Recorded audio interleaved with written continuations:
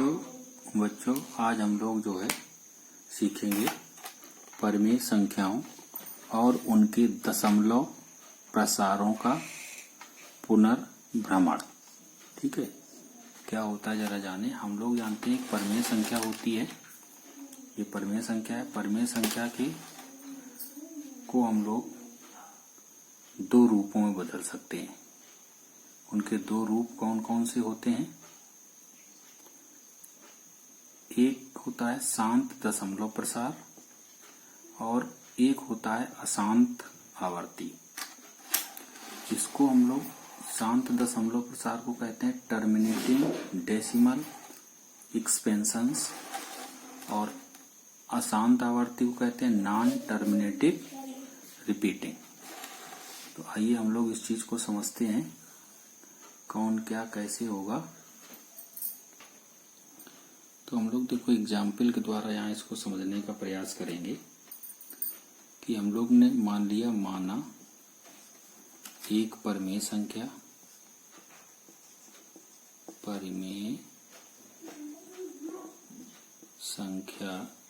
P/Q, जहाँ हमें एक कंडीशन लिखना बहुत मस्ट होता है कि Q का मान 0 नहीं होगा, पर हमें विचार करेंगे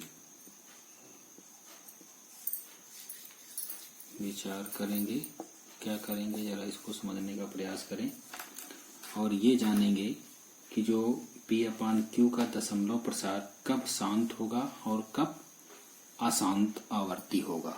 ठीक है, हाँ बच्चों देखो कुछ एग्जाम्पल हम लोग समझते हैं। पहला एग्जाम्पल अगर हमने लिया 0.375, तो इसको हम भिन्नात्मक रूप में क्या लिखेंगे? यहाँ से अगर हम दशमलव हटा देंगे तो 375 बटे में एक के नीचे कितने जीरो दशमलव बाद जितने अंक होंगे उतने जीरो लगा देंगे।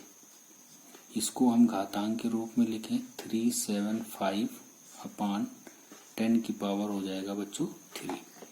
तो दूसरा सवाल इसी तरीके से हम इसको समझते हैं और फिर अभी देखते हैं कैसे क्या हो रहा है। ये आ जाएगा 104/, एक के नीचे कितने जीरो? 3 जीरो। तो बच्चों इसको आप लिखोगे 104/10⁻3।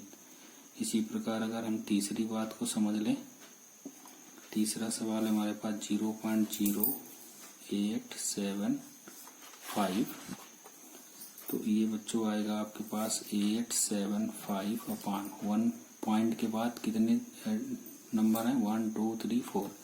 तो एक के बाद कितने जीरो होंगे? 4 जीरो। तो इसको हम लोग लिख सकते हैं 87/10⁻4। एक और एग्जांपल समझते हैं। एग्जांपल आपके पास है 23.3408। इसको आप लिखेंगे 2334008। हम दशमलव यहाँ से हटाएंगे तो इसके नीचे कितने जीरो आएंगे? 1 2 3 4। एक के नीचे आ जाएंगे 4 जीरो। ठीक है, तो ये आपके पास आ जाएगा 2334008/10⁻, आपके पास आ जाएगा 3। ठीक है, इतनी बात तो हम समझ गए होंगे। अब अगर हम लोग यहाँ पर देखें कि कुछ अंश और हर में, कुछ आपका अंश और हर में कॉमन हो जो कट सके और कटने के बाद इसमें क्या बचेगा, ठीक है, अगर उस बात को समझें तो देखो क्या होगा। इसमें दिख रहा होगा आपको, वो है आपके पास, इसको आप लिखेंगे 375/, देखना ये 10 लिखा है, 10⁻3। ठीक, तो इसको हम रफ में यहाँ कर रहे हैं। जो 10⁻3 है, 10 को हम लिखेंगे 2 × 5 पूरे की पावर 3।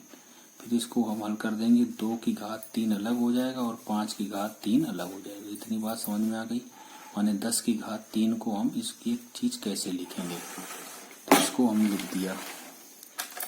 ये आपके पास आ जाएगी 2⁻3 × 5⁻3। अब बात आती है, अगर इसको हम देखें 375 और इसमें क्या कॉमन है, तो इसको भी समझ लेते हैं। आपके पास 375 था, 375 के आप अभाज्य गुणनखंड निकालें। 3 से भाग जाएगा, 3 से नहीं जाएगा, इसमें जाएगा 5 से भाग। ठीक है, तो 3 से हो सकता चला जाए, हाँ 3 से चला जाएगा, 3 से देते हैं हम लोग। 3 एकम 3, 3 दूनी 6, 3 5 15। फिर 3 से जा रहा है तो 3 से जाएगा 3 5 15 और 1 3 5 15। फिर ये किस में जाएगा, 5 से जाएगा बच्चों, तो 5 एकम 5, 5 एकम 5। फिर किससे जाएगा, 11 से, तो 11 एकम 11। कुल मिला के 375 इज इक्वल टू आपका आ जाएगा 3 गुणा 3 गुणा 5 गुणा 11। अब इसको हम अगर घातांक के रूप में लिखेंगे तो ये आएगा 3 की घात 2 गुणा 5 गुणा 11। ठीक है, तो इसको अब हम लोग कैसे समझ पाएंगे, जरा देखो बच्चों। ये देखो, हम लोगों ने जल्दबाजी में गड़बड़ कर लिया। यहाँ पे हम लोगों ने 3 एकम 3 लिखा और फिर जो है ये 3 का भाग जब हमने 7 में दिया तो यहाँ 6 लिख दिया। तो 6 होना चाहिए, नहीं होना चाहिए। यहाँ क्या होगा, 3 दूनी 6, 1 बचा 3 5 15। अब यहाँ पर 3 से भाग नहीं जाएगा, कितने भाग जाएगा, 2 से, सॉरी 2 से भी नहीं जाएगा। अब जाएगा ये इसमें 5 से। तो ये गणित में गलतियां होती रहती हैं। अब गणित में जरा सी सावधानी हटी, दुर्घटना घटी। 5 दूनी 10 और 5 25। फिर 5 से देंगे तो 5 एकम 5। तो कुल मिला के आपका ये आ गया। ठीक है, तो ये सारी चीजें बहुत ध्यान से देने की जरूरत है, नहीं तो 2 गुणा 2 4 ना निकल के 6 निकलेगा। तो ये आपका 375 इक्वल टू क्या आ जाएगा, 3 गुणा, हाँ ऐसे कर दिया, 3 गुणा 5 गुणा 5, 5 25। अभी भी देखो गड़बड़ है, 5 25, फिर 5 एकम 5। तो ये कैलकुलेशन आपको भी ध्यान देना है, नहीं पता चले गुरुजी के सहारे रहे तो बोले सबको सही है। चलो चलते हैं, 3 गुणा 5 की घात आ जाएगा 3। ठीक है, चलो कभी कभी हम लोग जानबूझ के भी गलतियां करते हैं कि आप देख भी रहे हो कि नहीं देख रहे हो। तो ये आपके पास 375 को हमने तोड़ दिया तो ये आ जाए 3 गुणा 5 की घात 3। ठीक है, तो बटे में लिखा है 2 की घात 3 गुणा 5 की घात 3। ठीक, तो 5 की घात 3, 5 की घात 3 कट गया, केवल यहाँ पर बचा कितना, 3 बटे 2 की घात 3। कुल मिला के जो हमारे पास ये डेसिमल नंबर था, इसको परमेय संख्या के रूप में हमने निरूपित किया 3 बटे 2 की घात 3। इसी तरीके से इनको सबको करेंगे और आप इसमें एक चीज पाएंगे कि इसके हर में जो गुणनखंड होगा, जो क्या होगा, गुणनखंड, वो 2 और 5 के रूप का होगा। 2 और 5 के रूप का होगा। अगर ये 2 और 5 के रूप का है तो ये परमेय संख्या जो होगी वो शांत दशमलव के प्रसार के रूप की होगी। इतनी बात समझ में आ गई होगी। अब देखो हम लोग दूसरा करते हैं। दूसरे में आपका दिया था 104 बटे 10 की घात 3। तो 104 के उसी तरीके से अभाज्य गुणनखंड करते हैं। तो सबसे पहले इसमें 2 से भाग जा रहा है, 2 पंचे 10, 2 दूनी 4। फिर आपका 2 से जा रहा है, 2 दूनी 4, 2 छंग 12। फिर 2 से जा रहा, ध्यान से देना भैया नहीं फिर गलत हो जाए, 13। फिर 13 एकम 13 के। ठीक है, तो 104 इक्वल टू आप लिखोगे 2 गुणा 2 गुणा 2 गुणा 13 के। तो यह आ जाएगा 2 की पावर 3 गुणा 13। कहने का मतलब है जो 104 बटे 10 की घात 3 था, इसको आपने लिखा 2 की पावर 3 गुणा 13 बटे 10 की घात 3 को आप लिखोगे 2 की घात 3 गुणा 5 की घात 3। तो 2 की घात 3 से 2 की घात 3 कट जाएगा, क्या बचेगा यहाँ पर, 13 बटे 5 की घात में लिखा है 3 ये। ठीक है, तो यहाँ पर आप एक चीज देख रहे हैं कि जिनका दशमलव प्रसार एक शांत दशमलव है,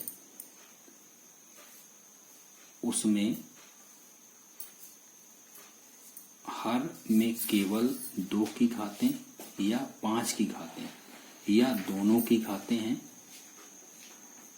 हमें हर इसी प्रकार का दिखना चाहिए। हर किस प्रकार का दिखना चाहिए? या तो 2 की घात में 2 हो उसका हर में, या 5 हो, या 10 की घात में हो, क्योंकि 10 की घातें में केवल 2 और 5 की घातें ही गुणनफल खंड के रूप में होंगी।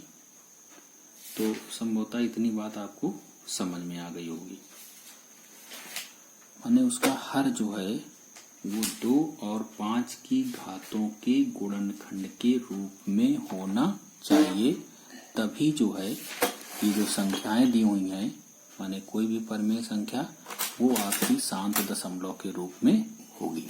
ठीक है बच्चों?